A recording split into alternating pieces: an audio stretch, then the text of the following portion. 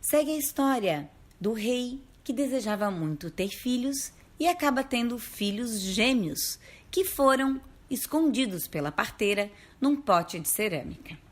Os gêmeos então crescem e com o dinheiro deixado pelos seus pais, ele compra-lhe um cavalo muito veloz e passa a sair a caçar nas florestas vizinhas. Certo dia, perseguindo um animal, encontrou-se com a comitiva do rei, que também caçavam por ali. Quando lançou uma seta sobre o animal, com esta velocidade, o turbante que usava em sua cabeça caiu e imediatamente a floresta se banha numa luz desconhecida.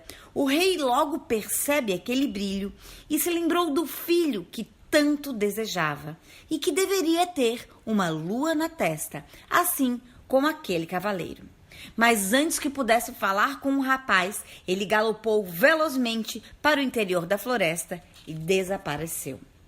O rei, de volta ao palácio, intrigado, vem a consultar as 6 esposas e a parteira. As 6 esposas entram em pânico e tentam entender aquela história. A parteira, claro, jurou ter visto com seus próprios olhos que os vasos e os recém-nascidos tinham sido queimados ao nascer. Mas não tardou a descobrir que os 2 irmãos tinham sim se salvado e que moraram naquela região e estavam cuidando de um bazar.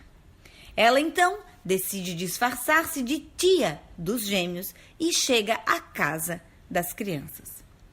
Disse: sou sua tia, que deixou a cidade um pouco antes de vocês nascerem e agora gostaria de estar um pouco mais ao seu lado.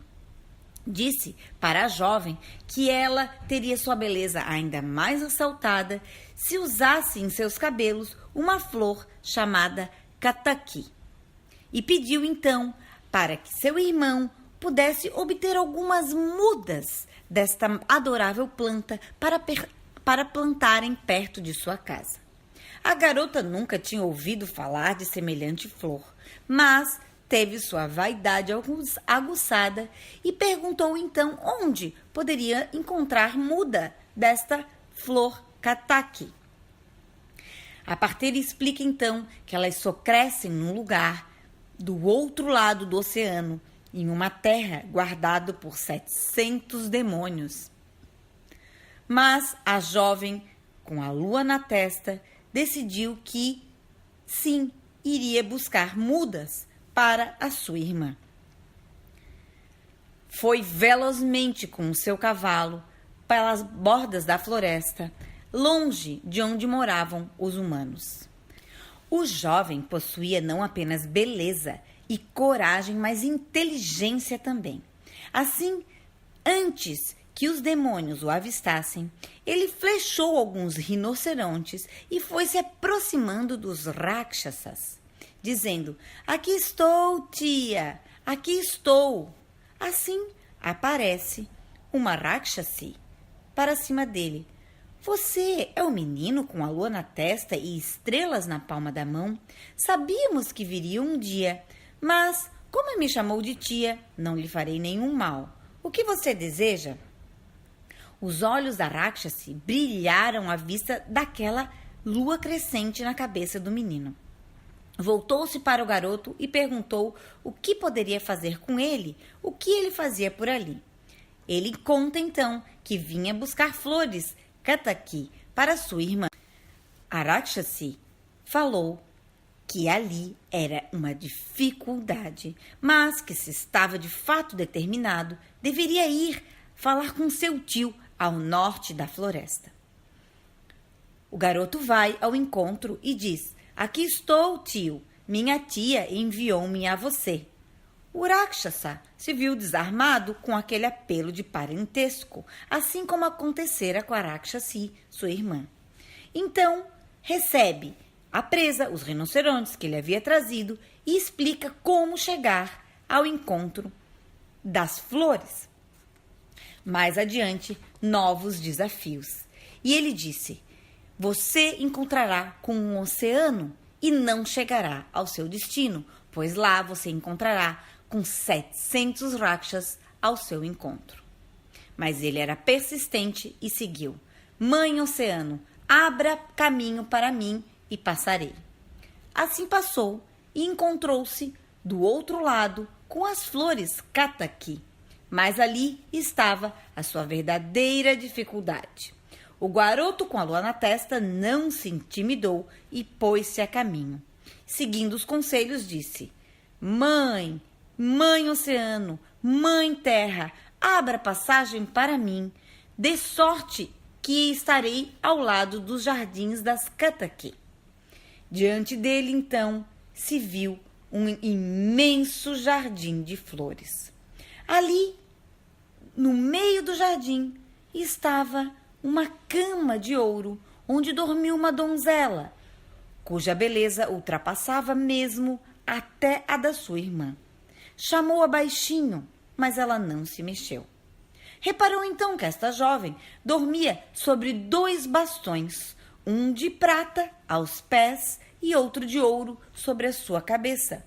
Resolveu apanhá-los e, quando ia recolocá-los no lugar, acabou invertendo a posição e a jovem pôs então desperta. Mal abriu os olhos e já foi dizendo quem era, pedindo que não permanecesse nem mais um instante naquele local, pois era a morada de 700 rakshasas, e logo retornariam para comê-lo. Contou então como estava ali e por que ele, um único ser humano, depois de tantos anos, conseguia aparecer vivo naquela região. Ela era uma princesa chamada Pushpavati, que com grande número de súditos do seu pai foi levada para a casa dos Rakshasas, mas só a ela tinham poupado a vida. Vivia agora sob a proteção dos demônios e que, ao sair à caça, punha-se a dormir com aqueles bastões. Ouvindo essa história, o garoto decidiu não apenas apanhar as flores, mas estava decidido a salvar também esta princesa. Naquela noite, antes que os Rakshasas voltassem, pôs a rainha princesa Pushpavati a dormir de novo e ocultou-se numa moita. A guardiã da jovem entrou, acordou a princesa e declarou que ela sentia um estranho cheiro de carne humana.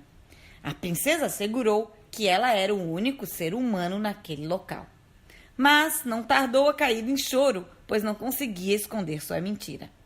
Contou uma história qualquer, mas a Rakshasi, mesmo comovida com o fato, decidiu que, não deve haver outros mortais por aqui, não é mesmo?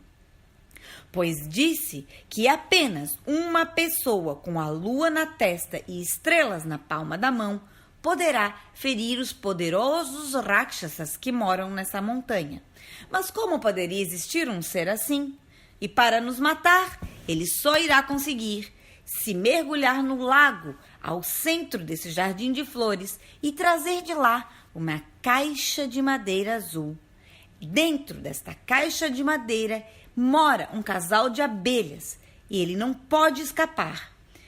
Diz a profecia que ele terá de matar as abelhas sem deixar que uma só gota de sangue caia no chão. Do contrário, ele próprio será partido em 700 pedaços. Mas como alguém poderá cumprir semelhante tarefa, assim que não existe ninguém com uma lua na testa e estrelas na palma da mão? Sabemos então que nenhum só demônio poderá morrer se não for integralmente executado essa maldição desta forma. A história continua.